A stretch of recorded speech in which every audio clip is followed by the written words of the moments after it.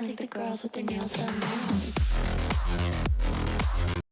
Hello friends, welcome to ED market. I hope आज का दिन कुछ खास देखने को नहीं मिला। Yes, definitely US inflation data की वजह से कहीं कि बाजार में आज के दिन फ्लैटनेस ही देखने को मिली, कोई खास तेजी देखने को नहीं मिली। हालांकि शाम को इन्फ्लेशन डेटा आ चुका है 8.5%, उम्मीद से बहुत ही ज्यादा बेहतर वाई बेसिस पे सीपीआई में। और अगर मैं बात करूं नैस्डैक, डाउ जोन्स और एसजीएक्स निफ्टी की, सभी में एक गैप अप देखने को मिला है, एक अच्छी तेजी देखने को मिल रही है। और खासकर एसजीएक्स निफ्टी कहीं कि 17,720 रुपए के आसपास ट्रेड कर रहा है, तो उस बेसिस में कल के दिन एक गैप अप एक्सपेक्टेड है। तो उसी बेसिस में यहाँ पे दारा भी लेके आया हूँ। तो मेरा जो मॉर्निंग में जो दारा रह सकता है निफ्टी में, वो कहीं कि 17,780 का लेवल से लेकर के कहीं कि 17,660 का रह सकता है गाइस। यही मेरे लिए रेंज रहेगी इंट्राडे में प्ले करने के लिए। बाकी फर्स्ट रेजिस्टेंस मेरा रहेगा 17,780 के लेवल्स पे, सेकंड रेजिस्टेंस कहीं कि 17,820 रुपए के लेवल्स पे। तो वहीं पे मेरे लिए जो पहला बेस जोन रहेगा वो कहने कि 17,660 से लेकर के 17,600 रुपए का रहने वाला है। और मैं बड़े बेस जोन की बात करूं, एक बड़े सपोर्ट जोन की बात करूं, तो 17,500 17,480 का लेवल रहने वाला है। मेरा ये मानना है निफ्टी में थोड़ी कमजोरी तब आ जाएगी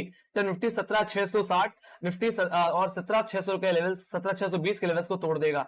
यहां से गिरावट और मुझे देखने को मिल सकती है टुवर्ड्स 16,500 17,500। बट मेरा ये मानना है यानी कि 17,500 लेवल दोबारा देखने को मिले तो दोबारा खरीदारी करके जरूर चलना चाहिए। बाकी जिस तरह से गैप एक्सपेक्टेड है उस बेसिस से पहला रेजिस्टेंस तो कहीं कि 17,780 का लेवल ही फेस करने वाला है। तो अगर निफ्टी का 17,780 रुपए के आसपास पहुंच जाता है तो यहां से मंदी करके चले, प्रॉफिट बुक करके चले। सीधी सी बात है, इतने बड़े गैप अप के बाद थोड़ा सा सेटलमेंट तो देखने को मिलेगा ही। उसी सेटलमेंट में हम कहीं कि पुट ऑप्शन के थ्रू प्ले करके चल सकते हैं। तो अगर 17,780 के पास निफ्टी पहुंच जाए तो बिकवाली करके चलिए। पहला टारगेट जो रहेगा वो पहला बेस जोन ही रहेगा, जो कि कहने की 17,660 से लेकर के 17,620 का लेवल रहने वाला है। बाकी इनकेस अगर ये टूट जाए तो पूरी तरह कंप्लीटली अगर गैप फिल होना है तो कहने के 17,520 रुपए तक के लेवल्स देखने को मिलेंगे। पर पहला टारगेट, प्राइमरी टारगेट आपके लिए पहला फर्स्ट बेस जोन ही होगा 17,660 17,620। और लाइट, तो ये बात हो गई निफ्टी की। बाकी अगर 17 आने वाले ग्रुप, मेरा ये मानना है 17,800 का लेवल आपके लिए अब इमीडिएट रेजिस्टेंस बनने वाला है नेक्स्ट वीक के लिए। ऑलराइट, जो दायरा बन के आएगा एक बिगर टाइम फ्रेम में वो कहने के 17,800 से लेकर के 17,500 का होगा।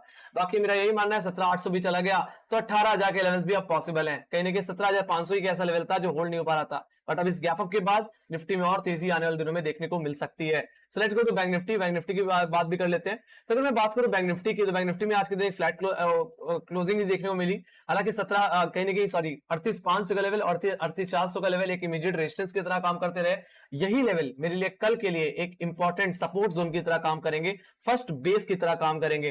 तो 38,500 38,400 का लेवल मेरे लिए फर्स्ट बेस जोन की तरह, और मेरे लिए एक बिग सपोर्ट जोन जो रहेगा वो कहने की 38,160 38,000 का लेवल रहेगा। बाकी मैं बात करूं मैं रेजिस्टेंस जोन की, तो मेरे लिए रेजिस्टेंस जोन रहने वाला है फर्स्ट जो रेजिस्टेंस रहेगा वो कहने के 38,760 के लेवल्स पे, और सेकंड रेजिस्टेंस जो बन के आएगा वो सीधे सीधे 29,000 39,000 के लेवल्स पे देखने को मिलेगा, 39,000 के लेवल्स पे। ऑलराइट, मेरा यही मानना है 38,760 से लेकर के 38,930 के रेंज में एक गैप है। सो वो गैप तभी फिल होगा जब कहने के हम अपने आज के इंट्राडे के कल के इंट्राडे के गैप को फिल करेंगे। तो मेरा यही मानना है जो गैप अप होगा और 38,800 रुपए के आसपास या 38,750 के आसपास निफ्टी आ जाए, तो मुझे लगता है बैंक निफ्टी आ जाए तो एक बार बेच के चलना चाहिए गैप फिलिंग के सेंस में। तो मेरा पहला टारगेट कहने की 38,500 38,400 यही लेवल रहेंगे। मेरा यही मानना है लेवल्स पे दोबारा अगर बैंक निफ्टी आए तो खरीदारी करके चलना चाहिए। राइट, बाकी सेकंड रिटर्न में अगर कहीं ना कहीं 38,800 रुपए के लेवल निकल जाते हैं तो ये तेजी मुझे कहने की 38,930 और 39,000 की तरफ भी लेके जाती हुई दिख सकती है। गैप है गाइस, ये गैप कब का है? Let's go to hourly basis. Hourly basis में चल लेते हैं और इस गैप को देख लेते हैं। सो ये गैप एग्जैक्टली हमारा है, वेट अ सेकंड, एग्जैक्टली ये गैप, वेट अ सेकंड, इसको मुझे थोड़ा सा जूम इन करना पड़ेगा। तो ये गैप एग्जैक्टली हमारा है कहीं ना कहीं 11 फरवरी का, और ये गैप है 160 पॉइंट का गाइस। तो 160 पॉइंट का ये गैप फिल होता हुआ मुझे दिख सकता है कहीं ना कहीं 11 फरवरी का। तो एक अच्छी तेजी, एक अच्छा मोमेंटम मुझे बैंक निफ्टी में देखने को मिल सकता है। और निफ्टी में जो बैंक निफ्टी में जो शुरुआती ओपनिंग जो का दायरा रहेगा वो कहने के 38,750 से लेकर के कहने के 38,500 रुपए का दायरा रह सकता है गाइस। बाकी मेरा यही मानना है जब तक हमने फर्स्ट बेस जोन के ऊपर है तब तक बैंक निफ्टी में बाय ऑन डिप करके चलते रहना चाहिए। ऑलराइट, बाकी कमजोरी तो कहने के 38,500 रुपए के नीचे ही देखने को हो सके मिल जाए, कहने के 38,200 और कहने के 38,000 का लेवल एक अच्छे सपोर्ट जोन की तरह काम करेंगे। ऑलराइट, एक सेकंड बेस जोन की तरह मेरे लिए काम करते हुए दिखेंगे।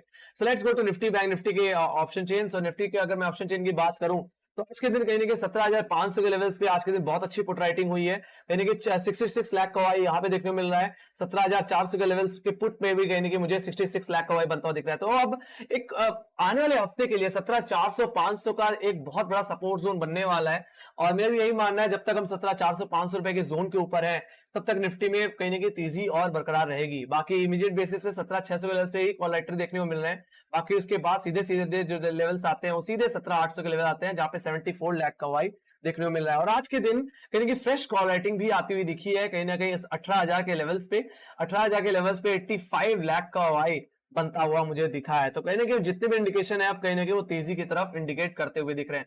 कल के दिन और ये कंफर्म हो जाएगा जब हम कहीं ना कहीं 17,600 रुपए के ऊपर एक अच्छा बेस बना लेंगे।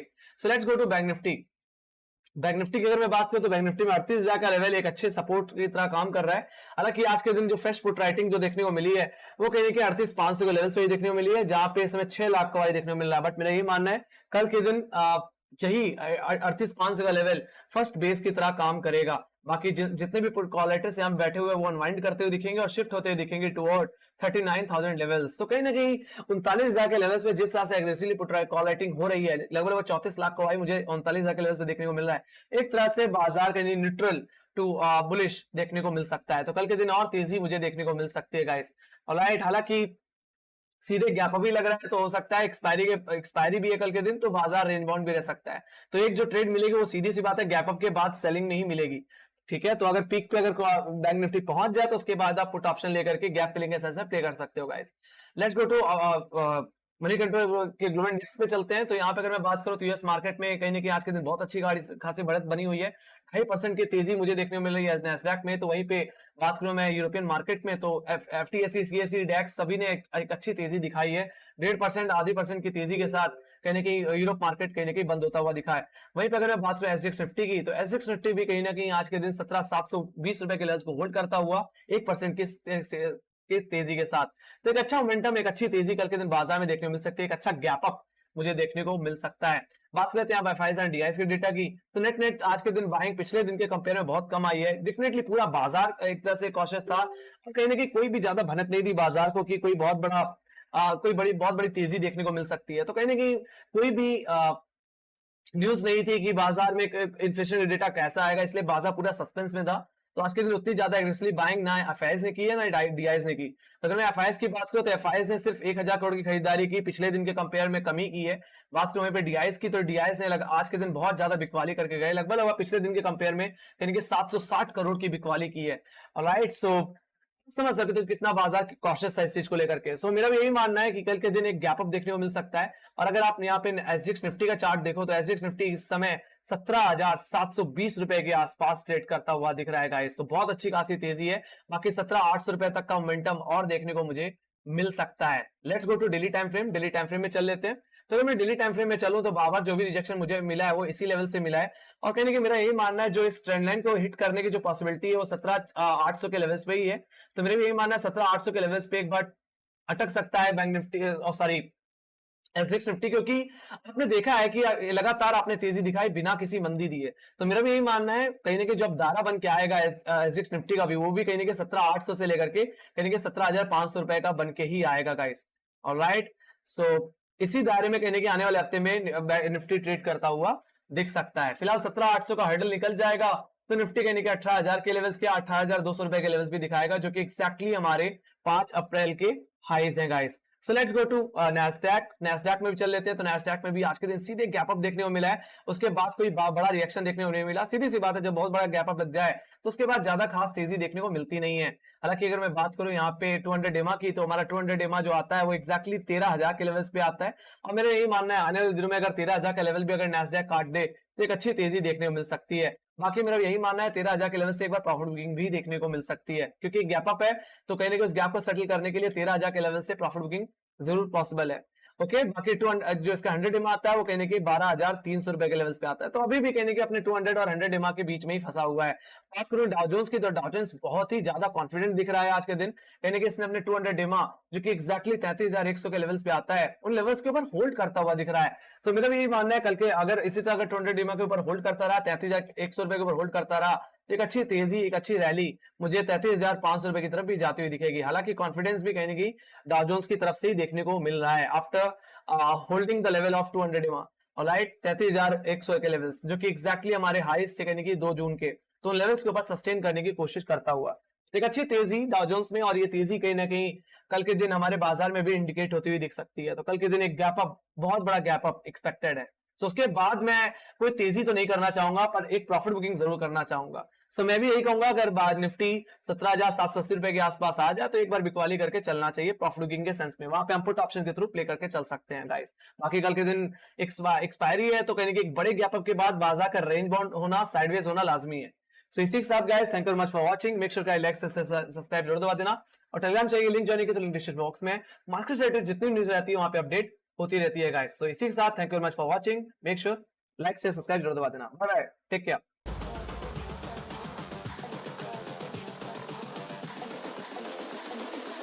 I think the girls with their nails done now.